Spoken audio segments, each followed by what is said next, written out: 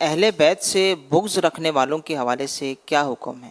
اہل بیت سے جو محبت کرتے ہیں ان کے لیے تو یہ بشارت ہے کہ جو شخص اہل بیت سے، میرے اہل خانہ سے، میرے اہل بیت سے محبت کرے گا، یہ فرمان عالی شان کا خلاصہ ہے سرکار کے صلی اللہ علیہ وسلم، میں اس کی قیامت کے دن شفاعت فرماؤں گا۔ تو ظاہر ہے کہ جو بغض و عداوت رکھے گا تو اس کا تو ٹھکانہ کہیں بھی نہیں ہوگا، مرنے سے پہلے ہی ہو سکتا ہے کہ عذابوں میں، مصیبتوں میں گھر جائے، اور مرنے کے بعد قبر میں تو پھر جو ہو سو ہو، قیامت میں جو ہو سو ہو۔ فرمانے نانا حسین صلی اللہ علیہ وسلم رضی اللہ تعالیٰ عنہ، جو شخص اہل بیت سے بغض رکھے وہ منافق ہے۔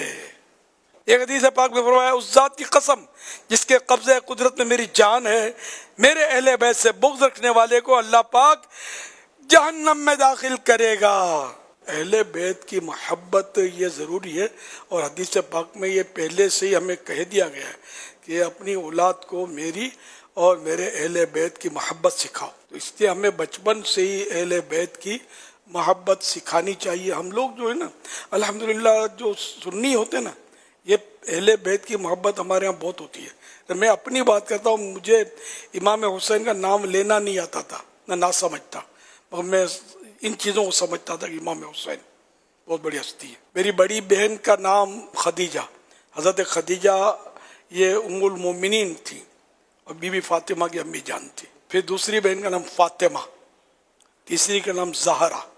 تو یہ ہماری اہل بیت سے محبت، تو یہ الحمدللہ ہمارے گھرانوں میں سیدوں کا ادب، سیدوں کا احترام، سیدوں کی اہمیت۔ تو سید رشتہ دار کس کے ہیں؟ امام حسین کے رشتہ دار ہیں، ہے نا، پیارے آقا صلی اللہ علیہ وسلم کی آل ہیں۔ ہم سب کو چاہیے کہ ہم اپنی اولاد کو بھی، ہمارے دیکھیے بچے الحمدللہ جو دعوت اسلامی کی میں خاص بات کروں کہ بچے کو امام حسین اہل بیت کی محبت کرتا پائیں گے آپ۔ سیدوں کا ادب ہمارے یہاں دعوت اسلامی میں الحمدللہ اسلامی بھائیوں میں بہت آپ دیکھیں گے، خود سید صاحبان دیکھ کر حیران ہو جاتے ہیں کہ اتنا ادب یہاں سکھایا جاتا ہے۔ تو یہ کیا ہے؟ اہل بیت کی محبت ہی تو ہے۔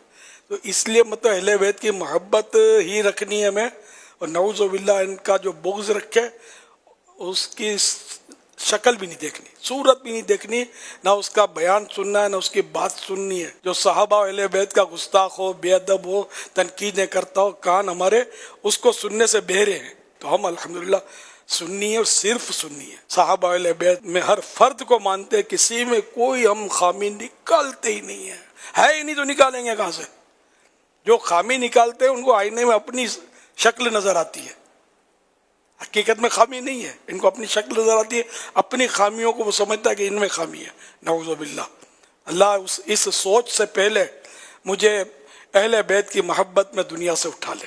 ہمیں اہل بیت و صحابہ کی بے ادبی چاہیے ہی نہیں، نہ بے ادب چاہیے، نہ بے ادبی چاہیے۔